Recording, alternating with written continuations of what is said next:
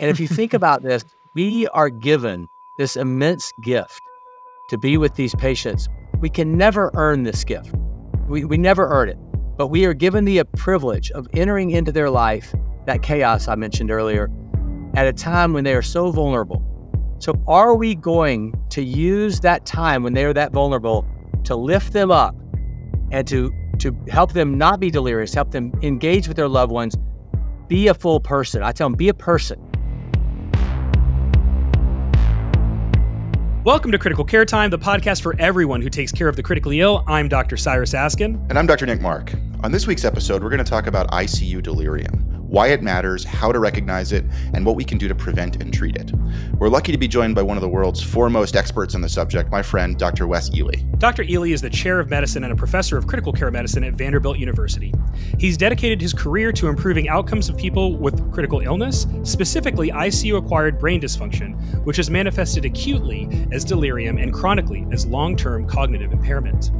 He's the founder and co-director of the Critical Illness Brain Dysfunction and Survivorship Center, and his work has transformed critical care by developing many of the tools that we use on every patient every day, including the ubiquitous CAM ICU assessment tool and the A to F bundle, a set of guiding principles used around the world that provide a roadmap towards ICU liberation. Get excited for a great interview with an amazing intensivist.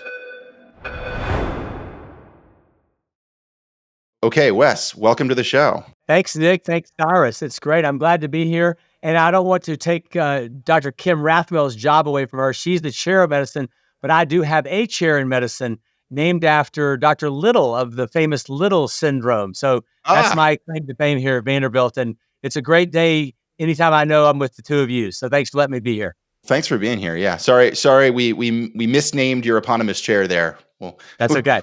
We could fix that.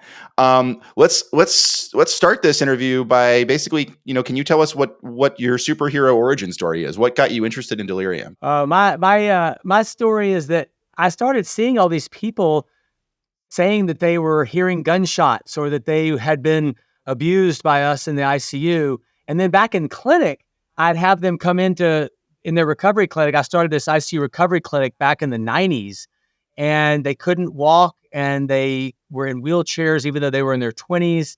And I couldn't figure out what was going on. And then they started telling me about how they had been, and this is a hard trigger word here, but they had been raped in the ICU and they had had all these terrible experiences filled up with things like drowning in the ICU, et cetera. And so I thought they must be having profound delirium, and yet we had no way to measure that. So I went and buried myself in the library in the stacks and pulled all these articles, and every article on delirium said mechanically ventilated patients were excluded. That recurrent sentence. And I just thought, this is driving me crazy. Nobody is willing to study this big problem in the ICU. And that got me started trying to figure out how to measure delirium in critical ill. Amazing. Maybe we should back up and ask the really simple question for our listeners. Just what is delirium? Can you define it for us? Sure. Delirium is the global brain dysfunction. Think of your computer as the CPU. It's the CPU of your body, and it's gone bad. It can't work at that time. We have trillions of neurons not processing correctly, trillions of glial cells not communicating well. And so phenotypically, it manifests as the inability to pay attention. Many people with delirium do not have hallucinations or delusions. Some of them do, but most of them don't. But all of them have the inability to pay attention, and then either altered level of consciousness or disorganization of thinking. So that's the cardinal feature of delirium. Is just, we could ask somebody, squeeze my hand on the letter A, which is part of the CAM ICU, and give them 10 letters. You could spell Casablanca or a bad day or save a heart. Just any of these 10-letter strings that have a mixture of A's and non-A's. And if they can't get 8 out of 10 correct on the squeezing on A's, not squeezing on non-A's, then that's inattention. And that is a cardinal feature of this form of organ dysfunction of the brain, which you might want to think of it as shock for the cardiovascular system or hypoxemia for the pulmonary system. So I think that's a great definition. I appreciate that, Dr. Ely. So I don't think we'd be talking about this if it weren't common in the ICU. So I was hoping you could sort of somehow quantify or qualify how common this is in the ICU, or in the or actually even more generally those with critical illness who may or may not be in the ICU, and even perhaps looking at it from the standpoint of you got a 65-year-old patient in the ICU, they're intubated with sepsis from pneumonia. I mean, is that someone you'd be worried could become delirious?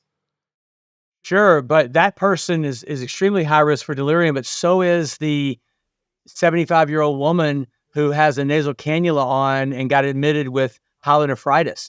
So this is a form of organ dysfunction that is, by the way, independently predictive of excess death, length of stay, cost of care, and acquisition of dementia. We can get back to those long-term outcomes in a minute, but I just want the listener to hear that this is a very, very robustly documented risk factor for these problems of death and long-term disability.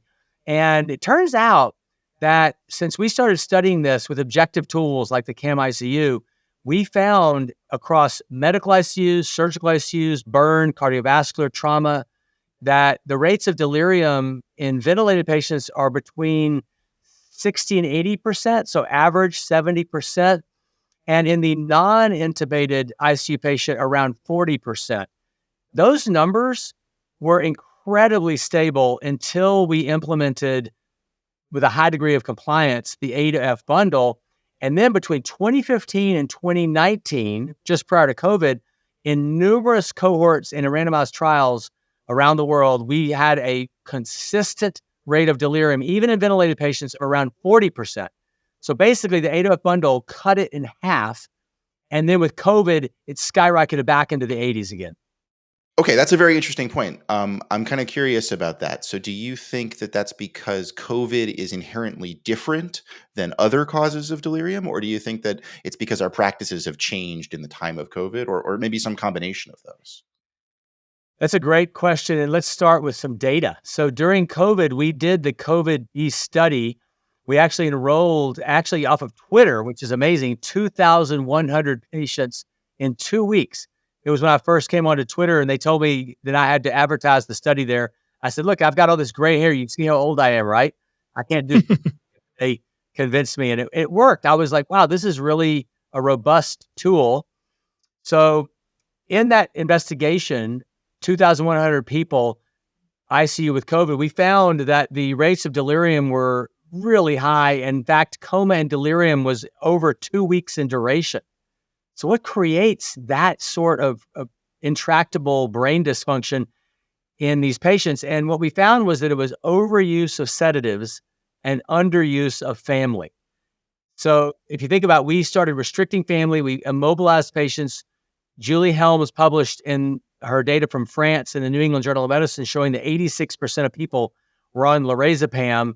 And those are three of the strongest causes for the brain to go down outside of the virus itself. Would be iatrogenic overuse of sedation, iatrogenic keeping the patient in the bed too much, and then iatrogenic removal of family, because we know that any of those three things, removing sedation, adding family in the mix, and getting somebody out of bed, improve the way that the brain works. So I think it's a combination of the disease and what we did wrong from a therapeutic and management perspective during COVID. And I don't want us to necessarily regret it. We were doing the best we could with the light we had at the time, but now we know it was wrong to remove family. It was wrong to keep them in the bed that long, et cetera. That's incredible context. Thanks, Wes, for going through that. I think that really does touch on how important delirium is for our audience to understand it, and sort of recognize the relevance in the setting of critically ill patients, both in the ICU and outside of the ICU. And so now that we've established that context, I was hoping we could take a deep dive into some of the mechanisms and pathophysiology of delirium. And perhaps you could talk to us about how you approach a potentially delirious patient in the context of some of those things and others that may cause delirium. Cyrus, hold on to that question for a second. Let's make it real for our listeners here. Here's a couple of patients telling me, this is from Every Deep Drawn Breath, a book I wrote about patient stories. It's not about me, but every penny, by the way, from EDDB, I call it Every Deep Drawn Breath, EDDB, goes back to patients and COVID survivors, et cetera. So sometimes the dreams come back, said Sarah Beth, just out of the blue. She paused, thinking. Several people were nodding. We've been talking about burnout, the exhaustion of living with ongoing critical illness and being defined by it. It's disquieting because you think they've gone away and your life is normal again, but then they return and remind you it's not. It's as if no matter how far in the past your illness was, you can't get away from it. Kyle nodded. He seemed eager to share. Well, everything was in vivid color for me. So I'm on the ventilator and I woke up and my wife, Katie, was sitting next to me in the bed trying to tell me what's going on. I look over my shoulder and glance up to the right. My monitor was there. But behind it, I saw a black jaguar perched up in the corner in pounce position, moving its tail real slow. I remember getting upset. Katie thought it was about the monitor and being hooked up and said, "It's okay. It's okay. It's helping you breathe, Kyle." But I was thinking, there's an apex predator in the corner. Are we really going to pretend this cat isn't about to pounce and tear us all apart? He paused for a moment. I was convinced that if I took my eyes off it, then this thing was going to kill us all. My hands were restrained, so I couldn't even defend myself. That went on for about a full day, and everyone thought I was looking at the monitor. And that was upsetting because I was thinking, I'm not the crazy here. You guys don't see this thing? And these stories just flood in from people. And what's really striking is that they all say, this is a consistent thing when I interviewed these patients and recorded and transcribed their stories, they all say it's more real than real, not a dream. Tony Russo said that after he had H1N1 and delirium, 10 years later, I was with him on his vineyards out in California. We were walking around, and he said that every night in the ICU, and these are hallucination stories, but not everybody has hallucinations, of course, like I said earlier, but every night in the ICU, they would place 3 people in front of him with burlap bags over their faces, and he would have to shoot one of them. And every night he'd switch the person because when they pulled the bag off the person he had killed, it was always his daughter. And he'll still, to this day, he cannot go back to sleep. And that's just horrific to think about the amount of PTSD he's incurred with that. So I stand corrected. Now that we've established some context with those incredible tales, can we talk a little bit about how you approach the delirious or potentially delirious patient? Yeah, and you're thinking about, so all over their whole brain, they've got this global cognitive dysfunction and global cellular dysfunction. And we know that months later, the more delirium you had, the more atrophy you have. We've done these MRI studies and proven that the ventricle to brain ratio goes up the more delirium you had. And that's an independent predictor. So when I try and think of as an intensivist at the bedside, Cyrus, is I say to myself, okay, this person's brain isn't working. How can I get them over this, reduce the duration, and then therefore the downstream damage and acquisition of PICS, post-intensive care syndrome? I think first and foremost, we follow the Dr. Dre. So this is a great mnemonic, Dr. Dre, DRE. So the DR is disease remediation. How can I get rid of what diseases might be creating this problem, like sepsis, source control, the right antibiotics, COPD, let me get that oxygen level up, and any form of other acquired disease that could be creating an inflammatory disturbance or hypotension in that body. And then the DRE, drug removal and environment. And these are the big iatrogenic modifiable pieces. Drug removal. Let me go down the list of all the psychoactive drugs on this patient's list, get rid of any extra sedatives, especially GABAergics like benzos or propofol. Let me get rid of any unnecessary antibiotics, anticholinergic drugs, etc. So that's disease removal, disease remediation, drug removal, and then environment. And here, to me, is the biggie that we don't do enough after not removing sedatives. We leave people in the bed so they're immobilized. We keep their lights off. We have the windows shut. The families aren't there. But what if instead we got them their eyeglasses, their hearing aids, turned the lights on during the day, had the lights off at night, got them out of the bed, and got them, back to the land of the living? These things make them realize they have a why to live. And I'll tell you a quick story. A woman I had during COVID, she had just delivered her 4th baby, and she was on 70% FiO2, PEEPs of 16, and the propofol and fentanyl. And I said to Brooke, this lady has no idea why she's in here. She's delirious. She needs to talk to her husband. Let's turn these sedatives off, all the way off, not cut in half. We shut those puppies off, and she woke up. She desaturated.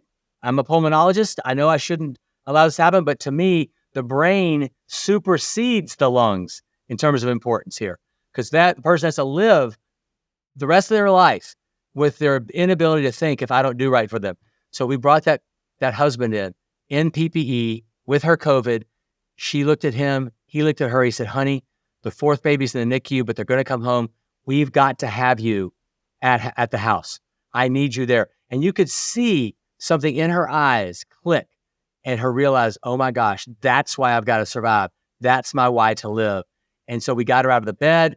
She was in the high 80s sats-wise. The next day she walked 5 feet, the next day 10 feet. And before long, she was walking down the hall. Then she came off the ventilator after walking down the hall, still intubated while she was doing that initially. And she's at home with her babies. Am I the only one that has goosebumps right now? I mean, that's an incredible story, man. I can't believe that. Yeah, I love that. I always tell families, their families are often worried they're going to be in the way when they're visiting their loved one in the ICU. And I always tell them, you're not going to be in the way. Like, you can provide something that we can't. Like, you talking to them is something that we can't. Our voice isn't as reassuring to them as yours is. Like, you need to be there. Like, don't let us be in the way of you being with your loved one.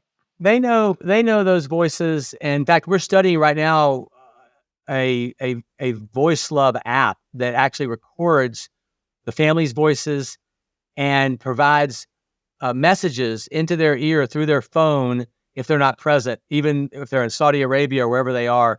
And we're going to see if that decreases delirium or it could increase delirium. We don't know the answer to that, but there's nothing that replaces that in-person touch, eye contact, and the people that they love the most. And I say my working definition of mercy, and what I'm trying to do through the ATF bundle is provide mercy for these people. And my working definition of mercy is my willingness to dive into the chaos of this person's life and provide lifting and healing.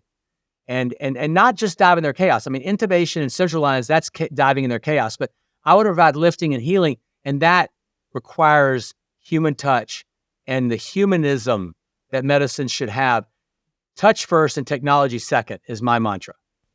We've sort of talked about this already, but let's run through what the A to F bundle is, because I think we've sort of given our listeners, we've talked about several of them, but do you want to just run us through systematically so Sure. they can hear The letters stand for, and I'll explain the genesis of this. The letters stand for A for analgesia or assessment management of pain. B is both SATs and SBTs. That's stopping the drugs and stopping the ventilator. C is choice of drug, mainly avoiding overuse of sedatives and avoiding GABAergic drugs because they're the most deliriogenic. D is delirium monitoring and management. Just taking 30 seconds every patient every day to see, is their brain working or not? And if it's not, if they're CAM positive, doing the Dr. Dre. And that's what we do on rounds. They say he's CAM positive today. I said, well, let's run the Dr. Dre. And then E is early mobility. And that could mean just getting out of the bed on the side of the bed or in a chair, but every day doing something more than we did the day before. And then F is family engagement. And this bundle is not just warm and fuzzy. It's got 35 to 40 New England Journal, JAMA, and Lancet papers behind it, over 400 peer-reviewed papers. I probably wrote my last single author paper ever in 2017 in critical care medicine. It was called something like The Art and Philosophy of ICU Liberation. And in that article, I cited all those high-impact journals that had done the original RCTs. But what the listener needs to know is that on top of that, when you put the individual letters together as a bundle, you then have to study it as a bundle to call it a bundle. And when we did that, we've studied in 25,000 people, a 15,000 patient cohort, a 6,000 patient cohort, and another 4,000 patient cohort, and proven that the more you implement these steps, the better gets survival, shorter length of stay, less delirium and coma, less ICU bounce backs, and less nursing home transfers on discharge. Right. I think we just can't emphasize that aspect enough, that the effect size of this intervention is massive. You said it reduced the incidence by 50%, so 80% to 40% or more. And in terms of the patient-centered benefits, you're talking less time on the vent, more likely to go home and be independent, Just very meaningful changes from implementing just these items every day. Six items thought about on every patient every day goes a huge Exactly. way. And it should be like when you read the EKG, you do it in the same order every time. Rate, rhythm, axis, right? The same deal with at the ICU at the bedside. Just, okay, what's our 8F bundle? Let's talk about pain management. Let's talk about stopping sedation in the ventilator. Let's talk about avoiding the bad psychoactive drugs, monitoring their delirium and managing that. And we can cut delirium in half with just family and mobility. I mean, those interventions have been done and proven. We just got a data from University of Chicago, published in Lancet Respiratory, showing better long-term brain function with mobility. So these things should not be thought of as luxuries anymore in the ICU. When I was raised with critical care, we just thought it was all about D.O2 and oxygen delivery. And that was a left turn in the ICU. This is not about providing organ support only. We have to provide spiritual, mental, and physical support for these human beings who are so critically ill. Great. I realized we touched on RAS and CAM ICU a little bit, but we should probably double click on that too for our listeners who don't use those tools every day. Do you want to define kind of how CAM ICU works? The PATIS guidelines, which are the guidelines of critical care medicine for pain, agitation, delirium, sleep, immobility, et cetera, they recommend, because we did the data analysis on all the international studies that have been done, either using the CAM ICU or the intensive care delirium screening checklist for delirium. And if you think about consciousness, Plum and Poser's original book, Diagnosis of Stupor and Coma, defined consciousness as arousal and content. So think of arousal as your arousal scale, like the RAS or the SAS. And then the content is the delirium tool. So each patient each day should just get an arousal tool and delirium tool to see where is this person's brain. It takes actually 37 seconds. We timed it with a computer on hundreds of patients. Click on, click off. 37 seconds to provide this very important information about the brain. And these tools are valid. They're reliable. They're usable on or off the ventilator. They're usable for people who are demented or not demented. So there's really no reason not to use these tools. Nurses can do it, medical students, pharmacists. We have our PharmDs are some of the leaders of delirium and RAS management in our ICU. So everybody can be involved. And speaking of everybody, is there a role for these tools outside of the ICU? Have you studied that, or have others studied that? Yes, absolutely. We have great data on reproducibility, validity, reliability on the floor. We have the CAM ED, the emergency department CAM, which is a beautiful way of studying delirium in the ED. We do this on the floor. There's the simplified RAS, which is just a slightly simplified version of the RAS for people who aren't on ventilators. So all these tools are available, and you can put them into Epic. Epic has a piece of a module that you can install in your Epic center and then modify it in accordance with what your center wants to do, which has the 8OF bundle. But there's also a floor version of Epic that can put on arousal monitoring for your floor patients. So just to summarize, in 2023, there is no excuse for not doing these. The question is, which one should you be using? Which one suits your needs in the emergency department, on the wards, in the ICU? Not, are we going to do this, but how are we going to do this? It's available for children and neonates. We have the P-CAM, the pediatric CAM, and the PS-CAM, preschool CAM, for kids as old as less than 1 year old, all the way up to 18. So take your pick. The tools are all there. They all are founded on the following: a change in level of consciousness, inattention, and then either disorganized thinking or some form of change in the way that they're behaving, interacting with you. They're all easy, quick, 20 to 30 second evaluations. And the last thing I'll say about this is that this is really, are we going to be humanists or not? Are we going to think that our job is just technical? Or are we going to pay attention to the whole person in front of us? I love this Spanish phrase, cada persona es un mundo, which means each person is a world. And how can you find out what world that person is if they're profoundly delirious and they can't engage with you or their family? So let's work to get that person's brain back so that we can pay attention to what matters to them. That's amazing, Wes. And I think, we spent the first sort of half or so of this episode really driving home the point, you know, how, as far as how critically important it is for us as intensivists, as bedside nurses, whether you're in the ICU or on the ward, how important it is for us to recognize and be aggressive about the management of delirium. And so, if I may, I'd like to take some time now in that spirit to get down to brass tacks, if you will, and maybe talk about, for example, some of the medications that we should be on the lookout for or try to avoid in patients like the ones we're discussing. Yeah, sure. When you have a person on a ventilator, they're going to get rapid sequence intubation. They're going to get some propofol or something like that right off the bat. And think of this as like the arc of their illness. So they come in and their illness is increasing, but as soon as you get them stabilized on the ventilator and they start to flatten out on their acceleration of injury curve, if you will, that is exactly when we start asking ourselves, what can I remove? You see, if you look at my hands are holding up, this is an arc. So here's increase, ICU admission, stabilization, and then removal. And the removal used to be on day 5, 6, 7. What we've proven in critical care is that the removal should be moved from multiple days in to essentially 24 hours. They've just gotten in, they've just gotten stabilized. Immediately, what can I remove? And that should be, can I remove the sedatives? Can I remove the ventilator? Can I remove the immobilization? And all of those things can be taken away. And if you try it and it doesn't work, then put it back on at half dose. We proved in the ABC study in Lancet in 2007 that cutting sedation in half, just cutting benzos and fentanyl in half over the course of an ICU stay would save 15% death rate, going from 45% deaths to 30% deaths at 1 year. That's a long-term survival advantage that had never been shown in critical care from removal of sedation. What we did in that study, all we did was shut it completely off every day.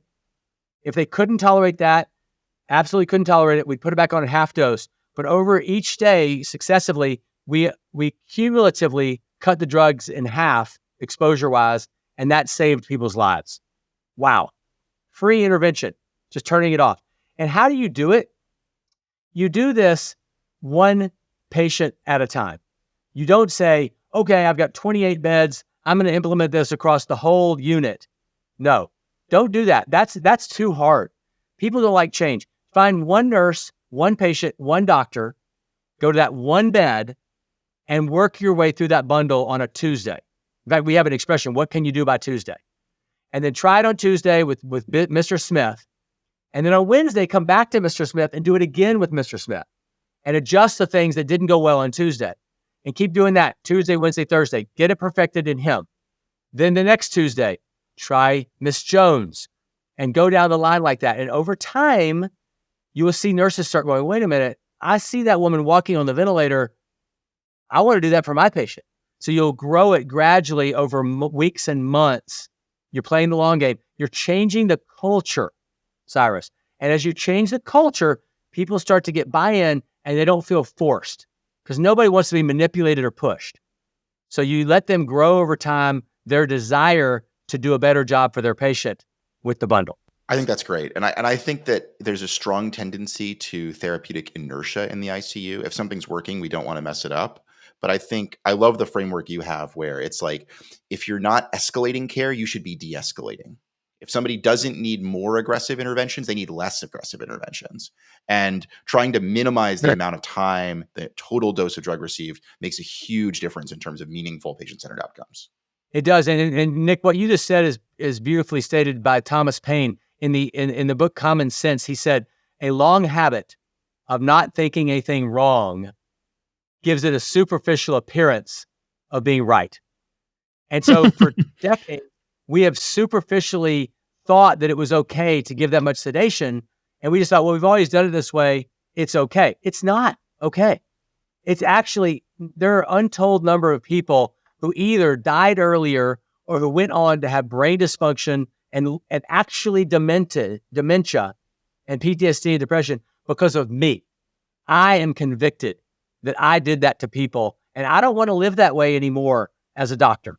This is jumping ahead a little bit to your book, but this is a question I've wanted to talk to you for a while. And this is one of the things that came very strongly in your book, which is that things that were once standard of care, things like benzodiazepine drips, are now known to be actively harmful. Is all progress in medicine painful like that? Do we all have to sort of look forward, but also look back and say, I was doing this wrong? How to reconcile those two things? Yeah, I think it's important for me to say out loud to listeners that I walked around for many years as an intensivist at the bedside with some form of intense shame and guilt. And I didn't understand it. I really didn't. I knew that I was doing something wrong. And I actually used a great tool in a bad way. Osler wrote in 1890 about equanimity, even keeledness, And my mom gave me that book when I was a second-year med student at Tulane. And I read that and I thought, oh, this is great. I'll move myself back enough that I won't get hurt. I won't be exposed when they die. But any asset when overused becomes a liability. And as an ICU doctor, I overused that asset. And while I was feeling that shame and guilt from the things I was doing wrong, like over-sedating them and depersonalizing them, essentially putting them through a depersonalization chamber, seeing them in only gray tones instead of bright colors like people are meant to be seen. I don't think I was being a good healer. I don't think that the patient was getting a full physician. And part of me, what drove me to do these investigations as a scientist to uncover how dangerous benzos were and how we should create the bundle and have people, woken back up and mobilized and family present, was me dealing with my own sense of guilt. So yes, I was wrong. I did things that hurt people. I must fess up to that. And I don't want to live that way anymore. And all of us have to realize that some things we were taught by very good mentors aren't right. And as scientists and as humanists, we have to acknowledge that and move forward with a commitment to better.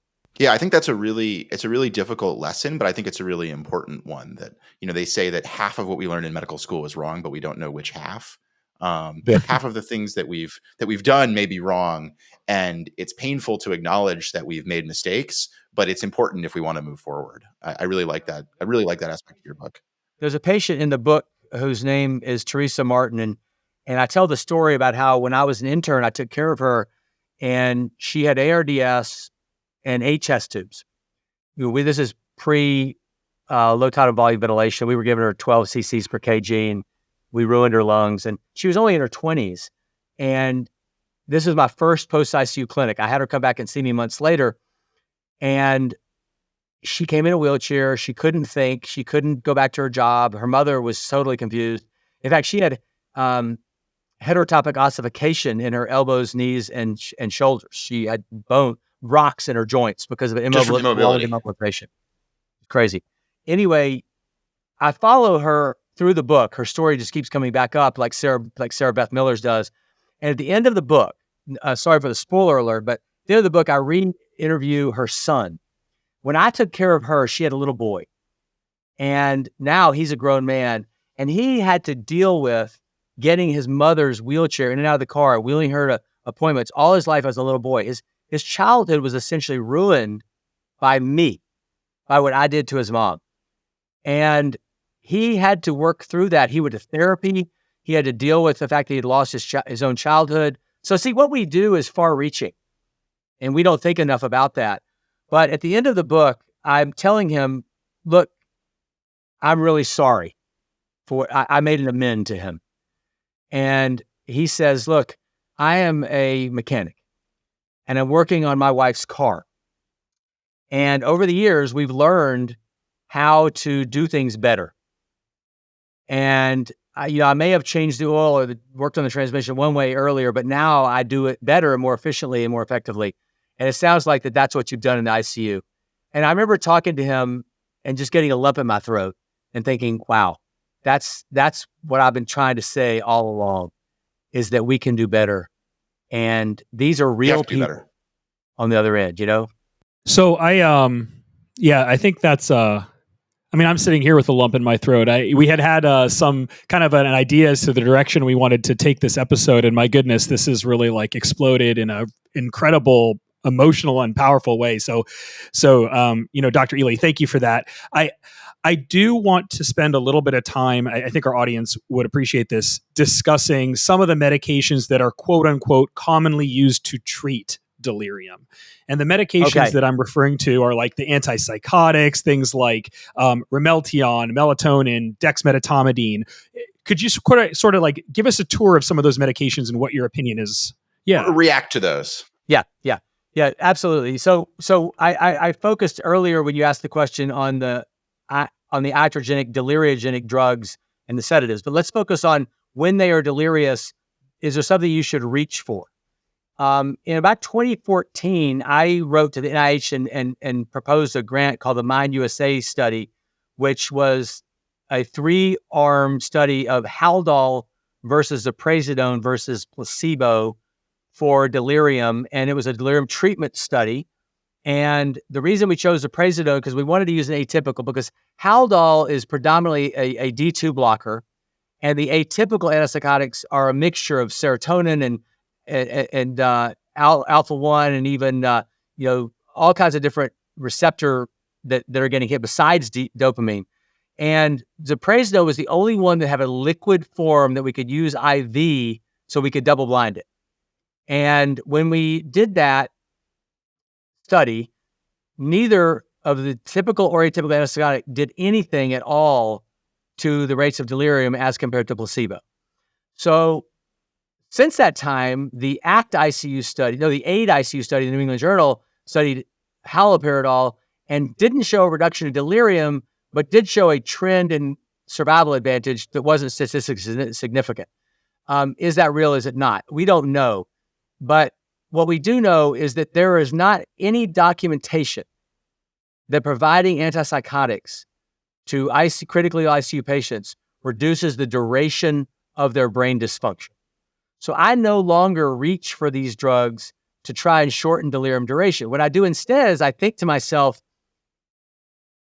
I know that getting them out of the bed, providing family, and stopping other deliriogenic drugs are my most robust way to shorten delirium duration. So that's why the Dr. Dre says drug removal and not drug addition. There's nothing to add a drug in the Dr. Dre. Now, if a person is in the ICU and is hyperactively delirious and becomes dangerous to self and others, RASS +2, +3, +4, then that is a situation where absolutely I need to do something to protect the patient and to protect others. So I will give an antipsychotic or an alpha-2 agonist in that circumstance. And the alpha-2 agonist I would usually use will be dexmedetomidine, but guanfacine is another option, or clonidine.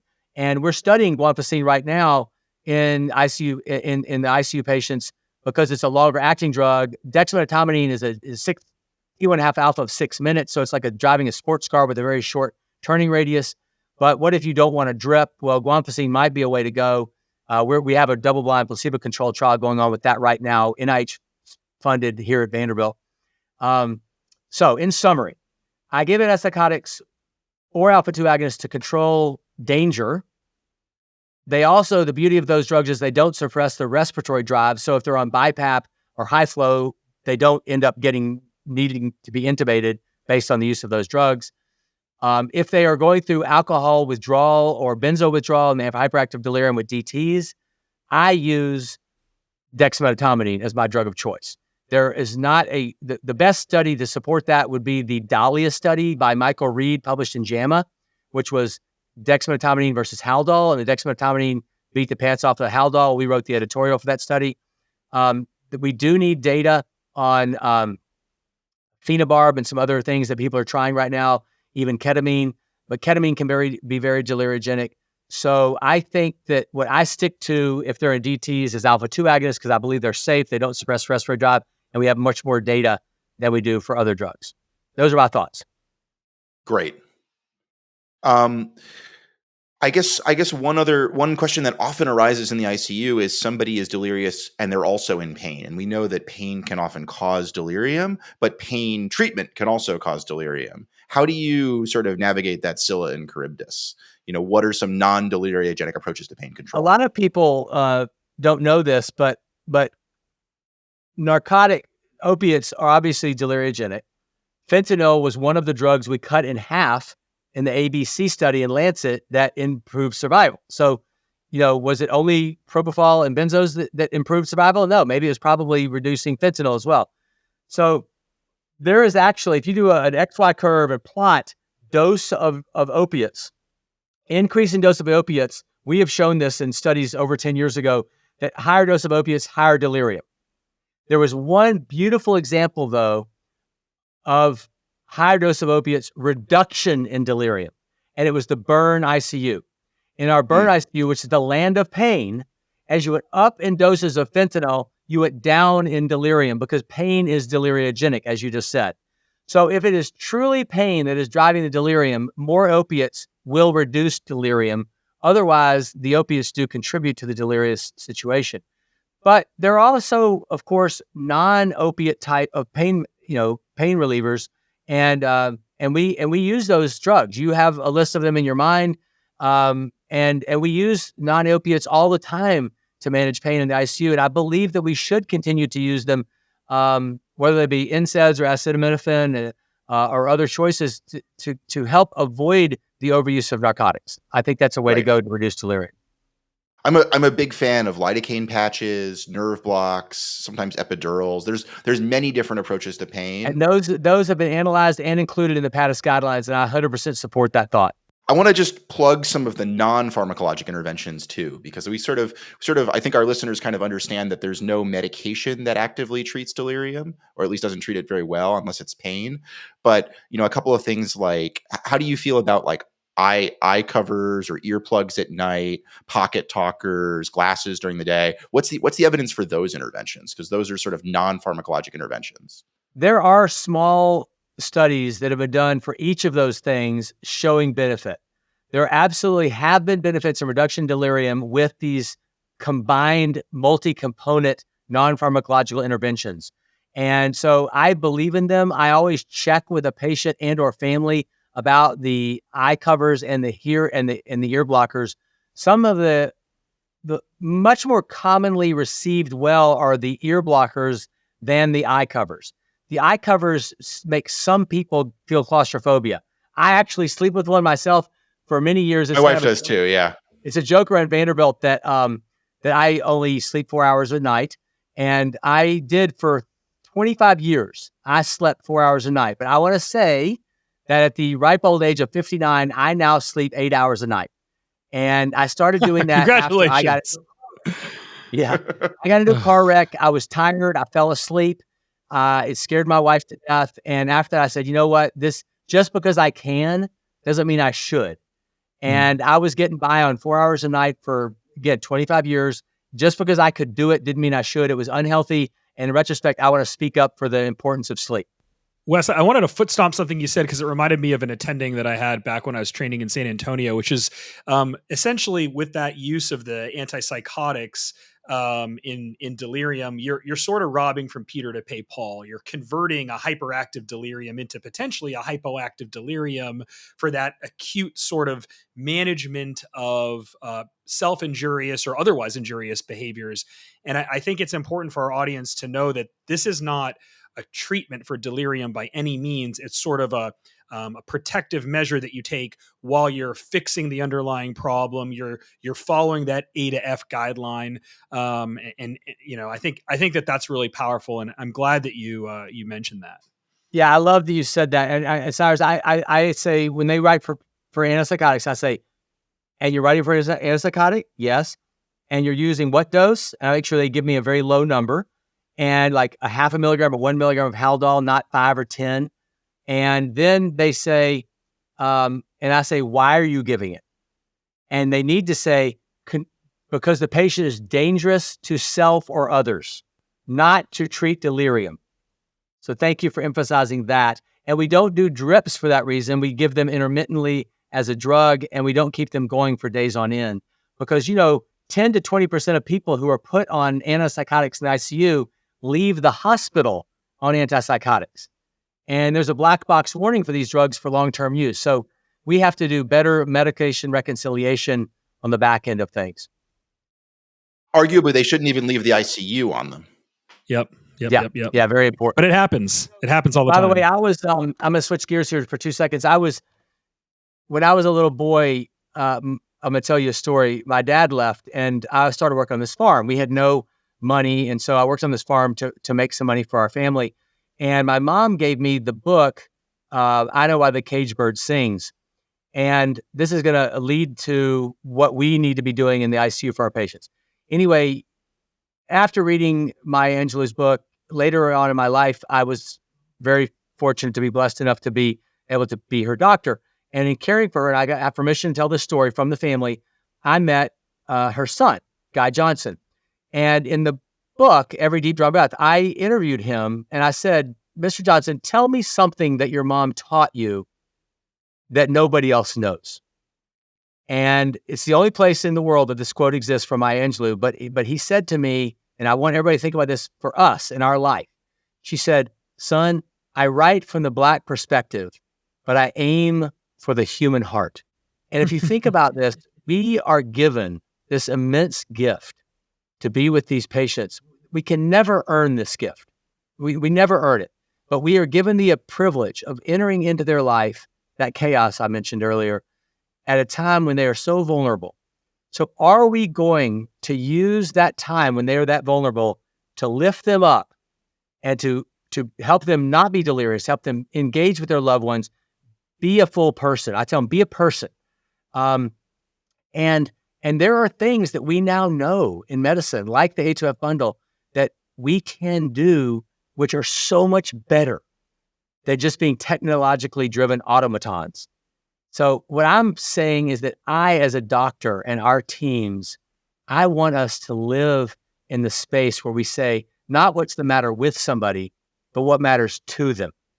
And the only way I can know that is if I use these tools to be able to ask them questions and engage with them and their family. And I just think it's a much better way to live as a doctor and as an ICU team. And I hope that resonates with the listener some.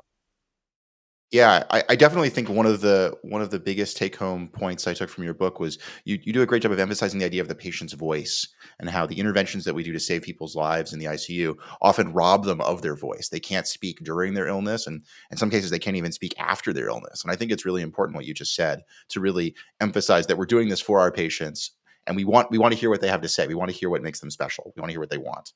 Well, Nick, that means so much coming from you because you have been a voice for the patient over the years, and your Twitter account, your social media, and now this podcast, you're doing exactly what I aspire to, which is to put the patient first. I love the way, your one-pagers are just total masterful exposés on different topics like CPR or the original famous one you did on COVID.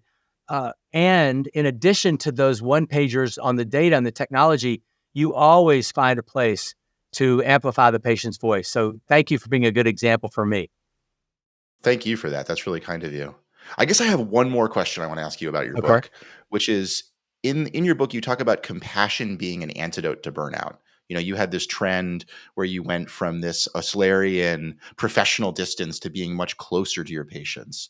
Can you talk more about how compassion has helped alleviate burnout and how others can learn from that?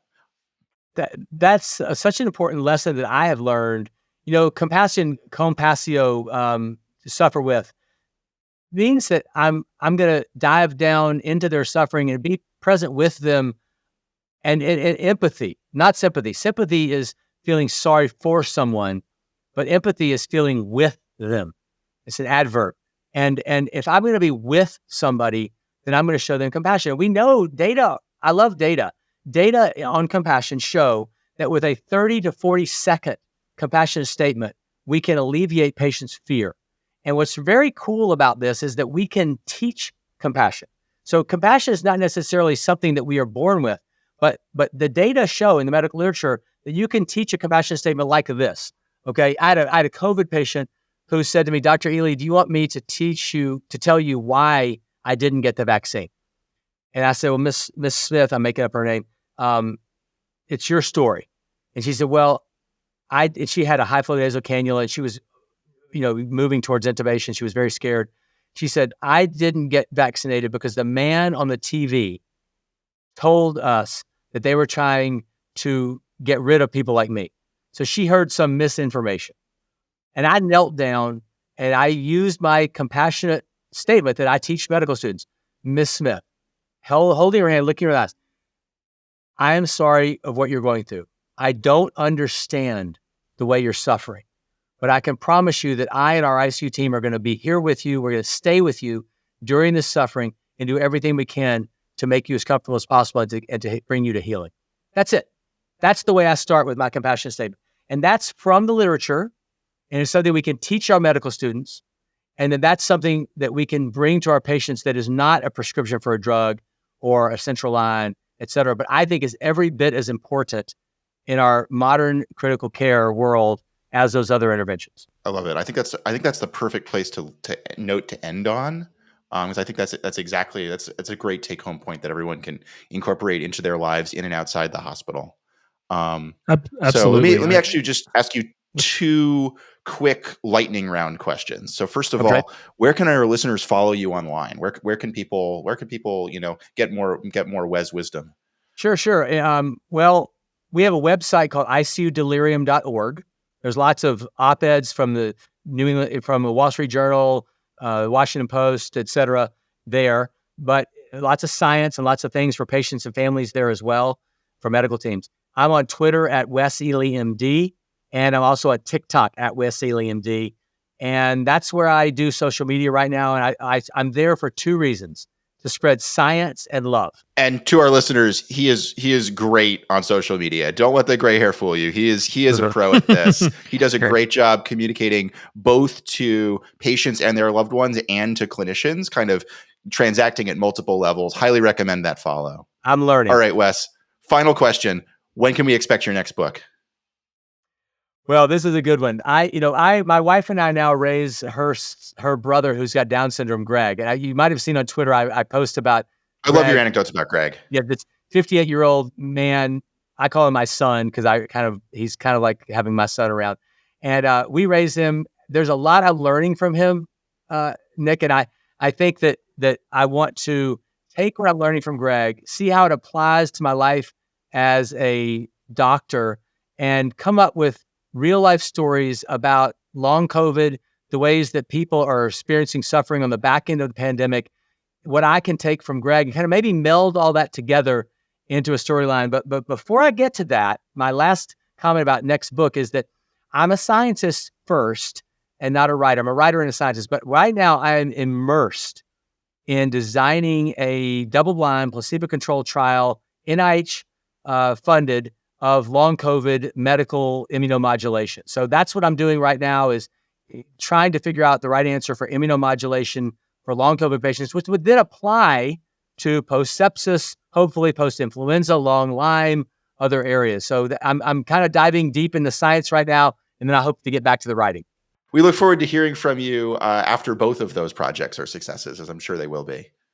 Anyway, Wes, thank you for having me. So much for joining us. It's been great. Absolutely. Once again, thanks, Wes, for taking time out of your busy schedule to listen to us, to discuss this with us, and really have a great time. And to our audience, we really hope you enjoyed the show. If so, please be sure to subscribe, give us a like. Please leave us a 5-star rating so we can keep attracting incredible guests like Dr. Ely.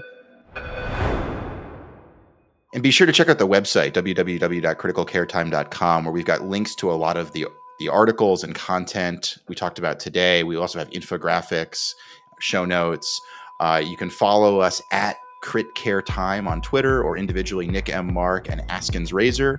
You can follow our Instagram, critical_care time, and you can check out our Critical Care Time YouTube channel.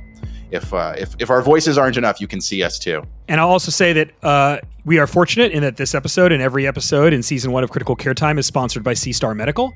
C-Star Medical is advancing the science of cell-directed extracorporeal therapy to help restore the balance of a dysregulated immune system in acute kidney injury and sepsis. Check out their website, cstarmedical.com, to learn more.